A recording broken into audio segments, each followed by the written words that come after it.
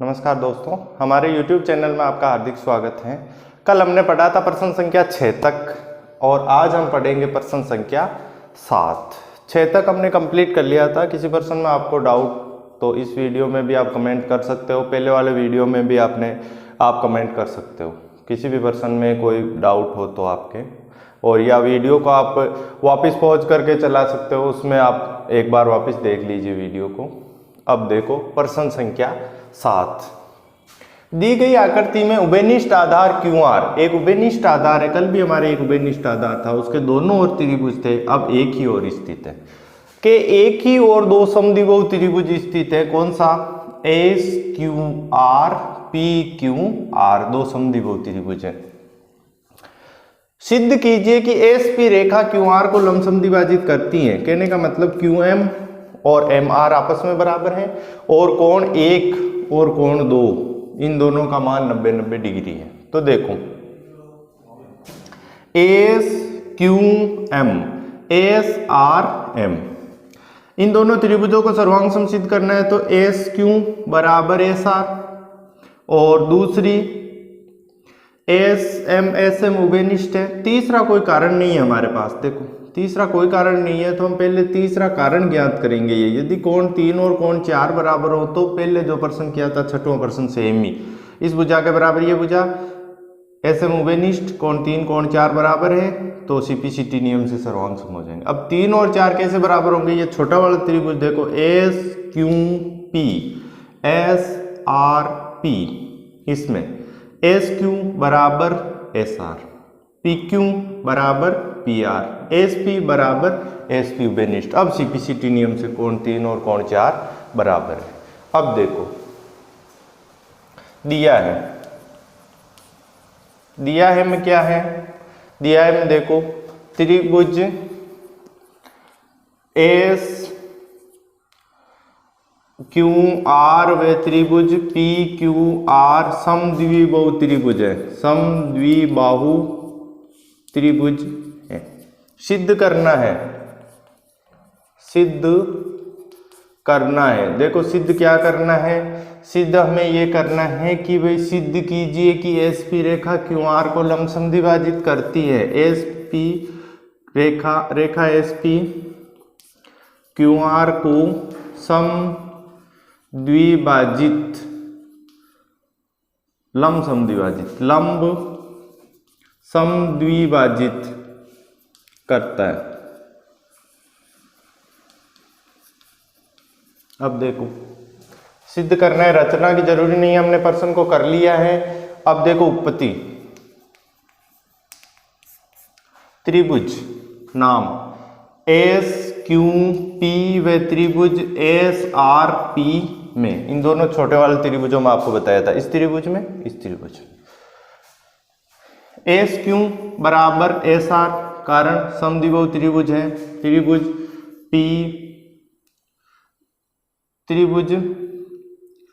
SQR समद्विबाहु त्रिभुज है, समद्विबाहु त्रिभुज है। इसके बाद में देखो PQ बराबर PR, इस त्रिभुज की PQ भुजा और इस त्रिभुज की PR भुजा आपस में बराबर है, कारण त्रिभुज PQR समद्विबाहु त्रिभुज है। उसके बाद में अगला कारण SP बराबर SP भुजा, SP बराबर है उभयनिष्ठ भुजा। अब देखो तो कौन से नियम से? SSS, तीनों ही भुजाएं SSS नियम से त्रिभुज SQP सर्वांग सम त्रिभुज SRP। अब CPCT नियम से कोण 3 बराबर कोण 4, कोण 3 और कोण 4 बराबर है। समीकरण नंबर 1। देखो कोण 3 और 4 बराबर हो गए। अब बड़े वाले त्रिभुज इस त्रिभुज में सर्वांग सम सिद्ध करेंगे तो त्रिभुज नाम SQM व त्रिभुज SRM में SQ बराबर SR, ये रहा त्रिभुज SQR समद्विबाहु त्रिभुज है। कोण 3 बराबर कोण 4, कारण समीकरण 1 से, देखो ये रहा कोण 3 और कोण 4 आपस में क्या है, बराबर है। इसके बाद में देखो त्रिभुज में ये भुजा बराबर हो गई, डार्क कर रहा हूं मैं, ये भुजा बराबर है, कोण 3 कोण 4 बराबर है, भुजा SM, देखो SM बराबर SM, कारण उभयनिष्ठ, भुजा SM बराबर SM, उभयनिष्ठ भुजा। अब देखो कौन सा नियम, तो SAS नियम से त्रिभुज नाम SQM सर्वांग सम त्रिभुज SRM, दोनों त्रिभुज आपस में क्या है, सर्वांग सम है, दोनों त्रिभुज सर्वांग सम है। तो CPCT नियम से, तो CPCT नियम होता है सर्वांग सम त्रिभुजों के संगत अवयव समान होते हैं, QM बराबर MR, समीकरण नंबर 1, कोण 1 बराबर कोण 2, कोण 1 बराबर कोण 2, समीकरण नंबर 2, कोण 1 प्लस कोण 2 बराबर कितना होगा, 180 डिग्री, कारण रेखिक कोण युग्म, कोण 1 की जगह मैं क्या लिख सकता हूँ, 2 की जगह 1 लिख सकता हूँ, 180, क्योंकि दोनों बराबर है, कारण समीकरण 2 से यह है रेखिक कोण युग्म, कोण 1 और कोण 1 कितना हो गया, 2 कोण 1 बराबर 180, कोण 1 बराबर 180 बटा 2, 90 डिग्री, समीकरण नंबर 3। अब देखो MR और QM आपस में बराबर हैं, तो ये M बिंदु है QR को क्या करता है, समद्विभाजित करता है, और 90-90 का कोण हमने बराबर बता दिया, कोण 1 और कोण 2। तो देखो अब आगे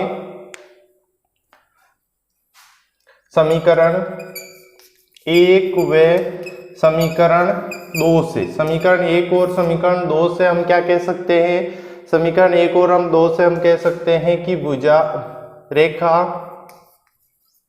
SM QR को लंब समद्विभाजित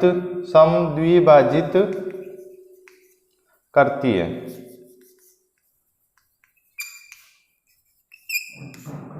इति सिद्धम, यही सिद्ध करना था। सेम छठा और सातवां प्रश्न सेम ही है।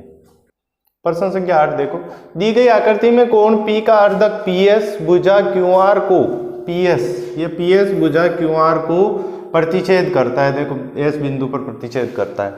SN लंब PQ, SN PQ पर क्या है, लंब है। SM लंब PR, SM PR पर लंब है। तो देखो दिया है, दिया क्या है, कोण P का समद्विभाजक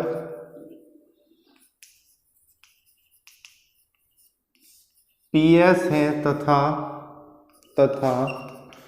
PQ पर लंब है SN, व SN लंब PQ और SM लंब है PR पर। इतना ही दिया है, और हमें सिद्ध क्या करना है, SN और SM आपस में क्या है, बराबर है। SN और SM बराबर है। यदि मैं इन दोनों त्रिभुजों को, आपको देखते ही मालूम चल गया होगा कि यदि इन दोनों त्रिभुजों को हम सर्वांग सम सिद्ध कर दें तो हम कह सकते हैं CPCT नियम से कि ये दोनों भुजाएं आपस में क्या है, बराबर है। तो देखो सिद्ध करना है, क्या सिद्ध करना है, SN बराबर SM। रचना उत्पत्ति देखो, रचना जरूरी नहीं है, देखो एक बार कैसे करेंगे। कोण 1 बराबर कोण 2 90 डिग्री, कोण 3 बराबर कोण 4, P का समद्विभाजक क्या है, PS है, और उसके बाद में PS बराबर PS उभयनिष्ठ भुजा। तो कौन से नियम से, कोण भुजा नियम से, AAS नियम से त्रिभुज सर्वांग सम है, और CPCT नियम से ये दोनों भुजाएं बराबर है। तो उत्पत्ति में देखो, त्रिभुज PSN व त्रिभुज PSM में कोण 1 बराबर कोण 2 बराबर 90 डिग्री, कारण दिया है, देखो ये दिया दोनों। उसके बाद में कोण 3 बराबर कोण 4 दिया है, ये रहा, PS समद्विभाजक है। PS बराबर PS उभयनिष्ठ भुजा, अब तो कौन से नियम से?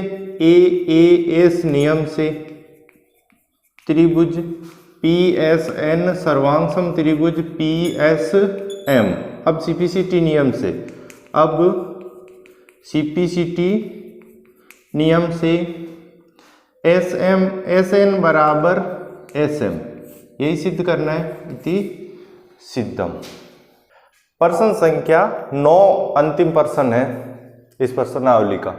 दी गई आकृति में कोण ABC दिया है, BA और BC से समदूरस्थ तथा कोण ABC के अंत्यभाग में किसी बिंदु का बिंदुपथ ज्ञात करना है। मान लिया ये कोई बिंदु है, इस बिंदु का बिंदुपथ ज्ञात करना है BA BC के अंत्यभाग में स्थित। पथ आपको बताया था, एक रेखा होगी, BX रेखा खींच ली हमने रचना में।